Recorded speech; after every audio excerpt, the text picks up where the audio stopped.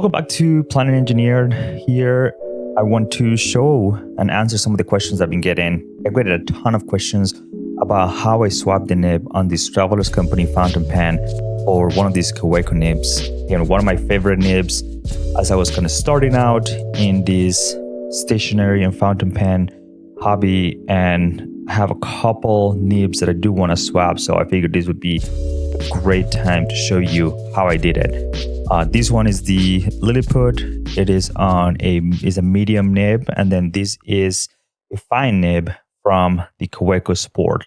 I basically want to swap these two nibs. Like I have the medium nib on the Sport and a fine nib on the Liliput, since I typically like to travel with the Liliput and just prefer the fine nib.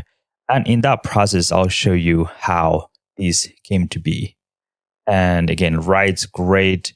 There was a little trial and error that needed to happen to make it work, and just overall ended up being a great swap.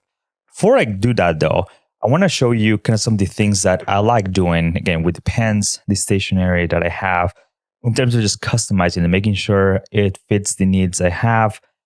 One simple example would be, let's actually start with this pencil. So this is a Blackwing pencil in the Travelers Company kind of pencil, bullet pencil. I don't know exactly the name, but this is as simple as just cutting the pencil to the correct length and just put it in here. And then you have a Blackwing you can bring anywhere. It's protected, feels nice in the hand, and it writes great. So very basic kind of customization. Obviously, Travelers Company sells their own pencils that you can just fit in here, but this fits basically any pencil. And if it doesn't, I typically just add one span of a tape or something else to make it fit nicely in there. That's probably the simplest, along with these gel pens. These are Sarasa Vintage pens, but what's in here, and this comes in, again, a variety of colors, a variety of options out there, but you can see they are very standard. And if you start getting familiar with different inserts, and I like to open my pens and whatnot and trying to see what's in there, you start to notice some of these inserts are very similar. So these gel pens typically have this shape. This one right here is actually a Muji 0.5, and then this one is the Zebra JF05 that came with the pens themselves.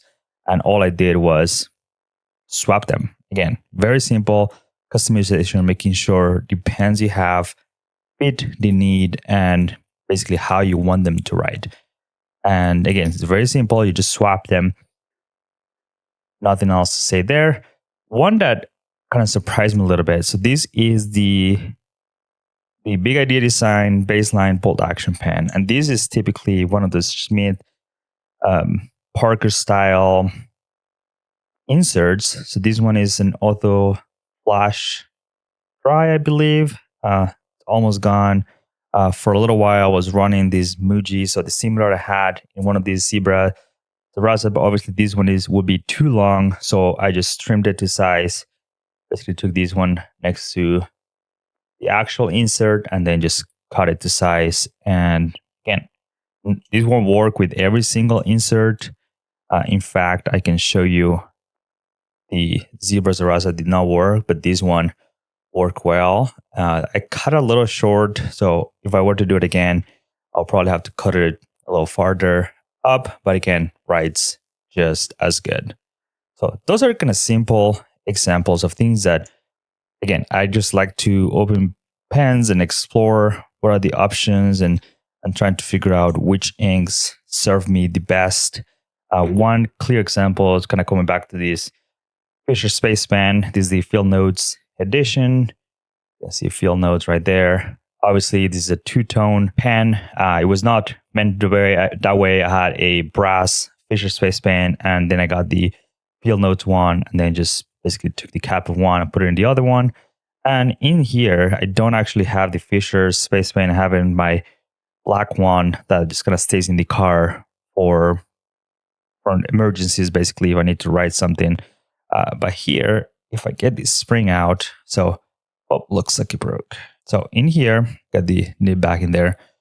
The spring usually stays in there. It's kind of hard to get out. So nothing to show there, but this is the insert I have in here. And this one is from a Sarasa multi-pan. I just watch a ton of videos online, first of all, to figure out which one will work best, but also just try and error, just seeing which inserts will fit in here. Again, this one has kind of a very narrow shaft that it's hard to get any inserts to fit. And then you have this spring that sometimes you just got to make sure it's in there. So definitely a lot of trial and error, and you just got to make sure it fits your needs. So experiment with different pens, different nibs. This one was kind of a perfect fit, and again, writes exceptionally well. It's a gel pen, so everything you can expect from that writes really well. Very simple swap. Now, let's get back to the main example here. So these ones are, again, a lot of times a little scarier for people to figure out.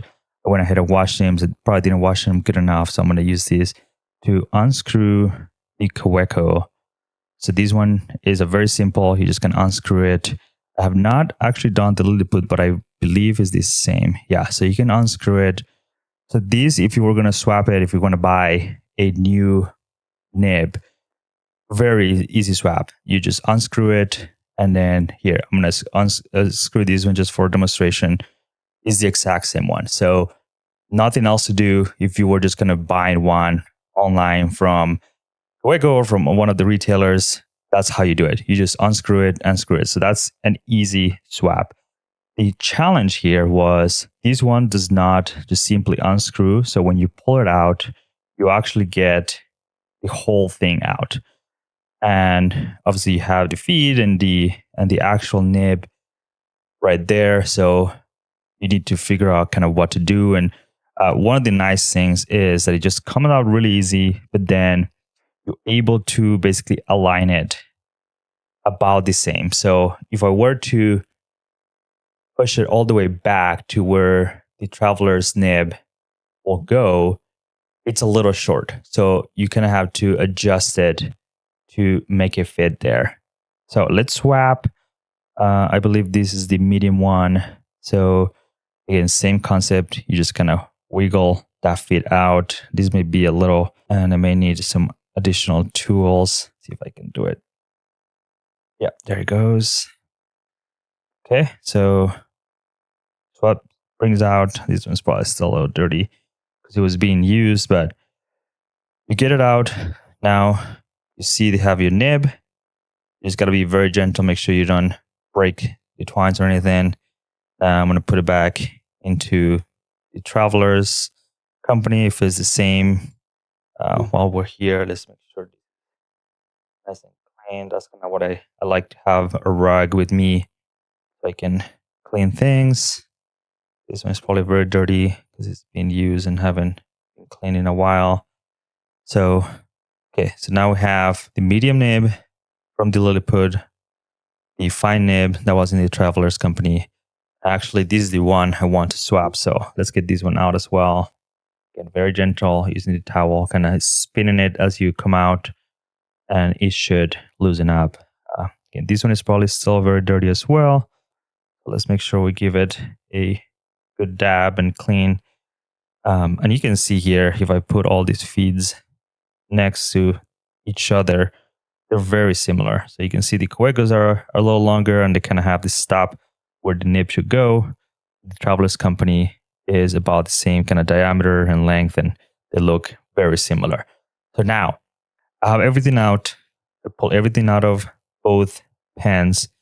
I just need to, again, put it back together. So here is the fine nib. I'm going to put it in one of these ones. I'm going to put it back where it belonged.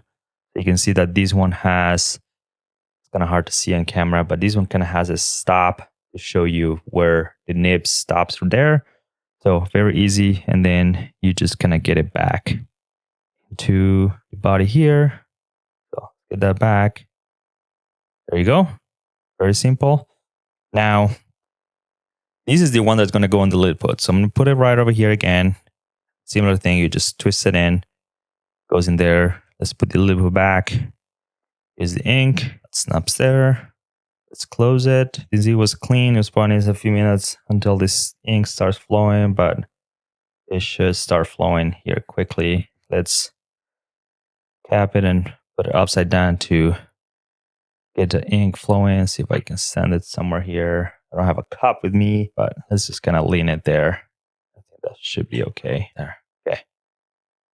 So now this is the medium nib that I want in the Kaweco Sport. So again, I'm going to kind of take the nib or the feed from that one, place it back into the body, make sure it's well in there. Very careful not to mess with the actual nib. Put it back. If I can get it in the right place. I just screws there. Let's get the ink back in there. And same deal. Put it back in here.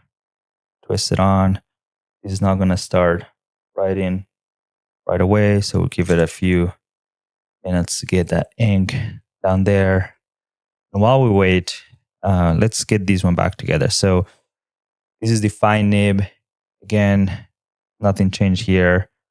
Again, this one, if you were to push it all the way back, you'll have issues with the nib being just too short for there. So you can see a little bit how it does not kind of sit well. And it's just because it wasn't really meant to be there. So all you need to do is, and there is no ink here, so I can show you. I just kind of left this on. It's easier to grab since this pen is so small. This one just does take a little trial and error, but if you put it back the way it should, kind of look at the back, that's kind of how I like to line it up, making sure it's there. It's kind of slide it there, keeping an eye on how high the nib actually goes out. So that looks about right. And again, you may need to do some trial and error, but then I just kind of push it in as far as it will go, making sure I'm not breaking it. And there you have it. It's in there. Closes no problem. I won't ink this one right now, but that's exactly how I did it. So let's go back to these ones. Make sure these two are writing. So I've given them a few minutes. Let's fold these out of the way. Kaweco Liliput, one of my favorite pens. It writes great, feels great in the hand. And yep, there you go. Ink is flowing. Feels nice. Very excited to have a fine nib in this one. Again, I travel a lot more with this pen when I'm trying to travel light. So wanted to get a fine nib in there to write and whatnot. The medium nib also writes great. I just wanted to make sure it was being used properly. So here you go. Writes great. No issues at all. So that's how I did it. Again, watch a few videos. I talked to a few people from the Goulet company, which were really useful as I was trying to get this, because the nib that came on this Travelers company fountain pen was not the greatest. So I just ended up replacing it. And it is a really fun customization that really helps make the fountain pen feel better. And there you go. Really easy swap. Again, if it's the same nib from the same manufacturer, just unscrew it and screw it back in. With this one, again, a lot more trial and error went into getting it to work, but ended up working. And you can see, don't customize every single pen, but sometimes there is a body that really calls my attention and I want to make it better. I kind of tend to swap it. So these two are kind of the ones that I like to travel with. Really compact fountain pen for whenever I want to enjoy kind of the fountain pen hobby, and a gel pen, which is my preferred kind of writing instrument for any other use cases. I think that's it. Let me know in the comments if you have any questions, anything else you want me to go over, and excited to gonna share these. Again, long time in the making. I believe I posted this video on the Kaweco, and it's by far one of my most viewed shorts. I want to say it was 3-4 years ago, even before I started this kind of channel formally, and we got a ton of comments, ton of questions. So I wanted to make that video. Let me know if you have any questions, and thank you for watching.